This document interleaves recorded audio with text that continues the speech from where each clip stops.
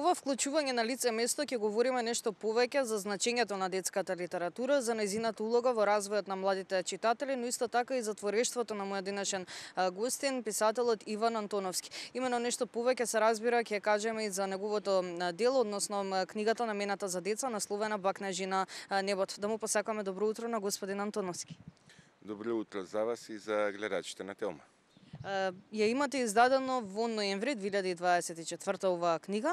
Какви се од тогаш самите реакции од страна на читателите? Од ноември па се до денес до ова априлско утро, морам да признам дека најдраги ми се реакциите на оние за кои што пред се е наменета, најмладите.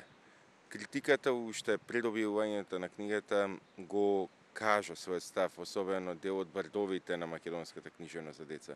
Но сето тоа ќе беше беззначајно или немаше да може да го има оној одек во мене како автор и поттикот за натамошно создавање и пресоздавање на приказни за деца, ако го немаше токму нивниот глас, оној на децата.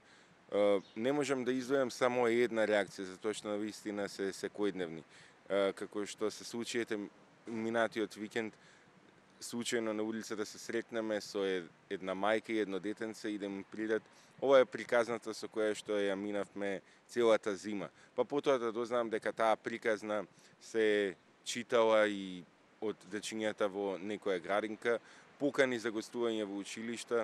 Едноставно, неголема среќа за авторот е кога самата книга го изодува својот пат и го наоѓа патот до читателите, кога тоа не е резултат на некаков пренагласен маркетинг, кога тоа не е резултат на наметливоста што би ја оствариле од страна на издавачот или пак едноставно ако од гласите на критиката кои што навистина беа афирмативни и се уште афирмативни продолжуваат, вклучително и оние кои што дојдоа со самата награда Ванчо Николевски, Друштво на писателите на Македонија,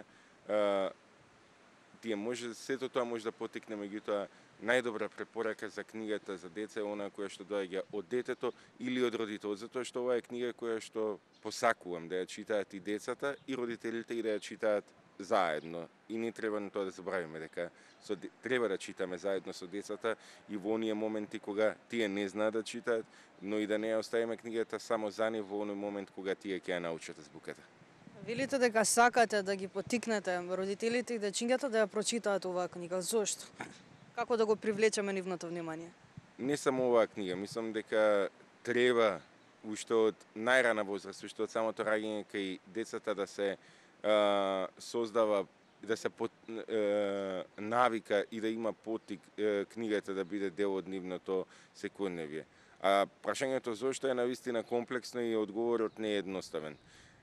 Затоа најкратко речено затоа што изградбата на нивната личност не може да се оствари или нема да се оствари онака како што посакуваме секој кој што би посакал за своето дете, ако книгата не е дел од детското секојдневие уште од најрана возраст, затоа што почнувајќи од сето она за кое што постојано говориме, потребата од детска фантазија, потребата да ги насочиме на вистинскиот животен пат. Сето тоа е остварливо само ако ја имаме книжевноста за деца предвид како дел од не само секојдневието, туку ќе речем и од растењето, од созревањето на нашите деца. Некој ќе рече, ама да, ова е време на нови медиуми, на нови начин на комуникација. Да, ама затоа имаме и нови приказни. Новите медиуми не може да ја заменат приказната. Ние може само да ги искористиме на некој начин, како што тоа и веќе се прави, за да ја афирмираме книжевноста, да ја доближиме до децата. Ама не можат новите медиуми да го заменат книжевниот текст, не може да ја заменат илустрацијата и може да имаат дури и негативни ефекти кои што кај книжевноста ги нема. Кај книжевноста навистина, ако е вистински текст за деца, во смисла наменен за соодветна возраст и соодветно пренесен, соодветно илустриран, тогаш можеме само да очекуваме навистина не само сретно, туку и едно дете кое што ќе знае понатаму и самостојно да го изодува својот животен пат. Велите дека е убаво да се стекне навика за читање од најрана возраст. Што подразбираме под најрана возраст? Па, јас тука ќе бидам искрен, значи, навиката да се биде со книгата треба да биде буквално од првите денови, првите месеци. Не случајни се измислени оние книги кои што децата ги користат, требало да ги користат за бање и така натаму. И треба веќе тогаш да почнеме нешто ние да им читаме. А веќе потоа треба да внимаваме на секоја возраст, со која приказна, за секоја книга постои соодветна читателска публика.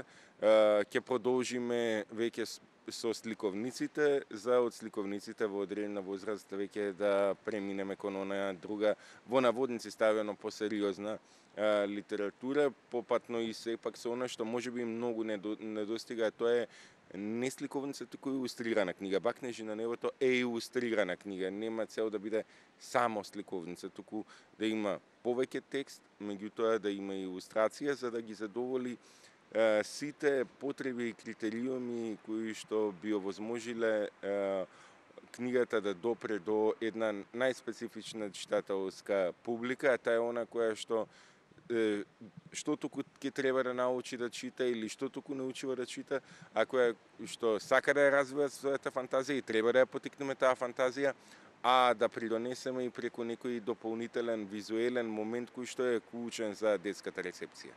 Пред самиот крај ќе прашаме дали можеме следно од вас да очекуваме во скоро време повторно детска книга. Бакнежи на небото, еве и можеби ретко сум го споменал тоа, е дел од една поголема творечка целина,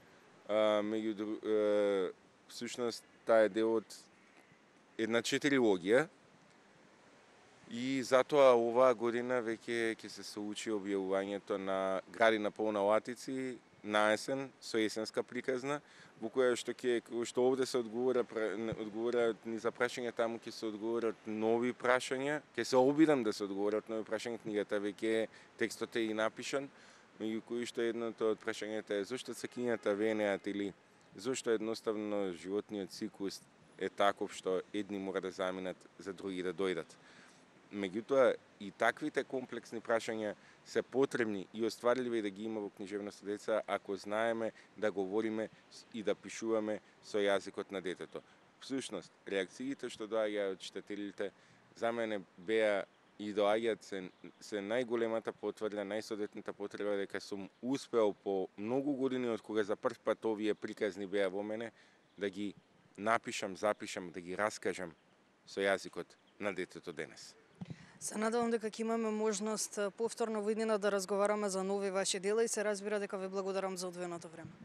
Ви благодарам за поканата и се надевам дека ќе разговараме и за нови дела, меѓутоа и дека нема сето ова да остане само на разговор, туку дека навистина ќе успееме да поттикнеме денес, утре, некој родител да отиде во книжарница и да купи книга за своето дете. Благодарам уште еднаш. Се надевам дека и со овој разговор на некој начин ги потикнавме родителите кои што се утринава на фреквенција на Телма телевизија да одат во книжарница и да купат книги за своите најмили. Се надевам дека го задржавме вашето внимание, ние се гледаме повторно на лице место со нова актуелна тема.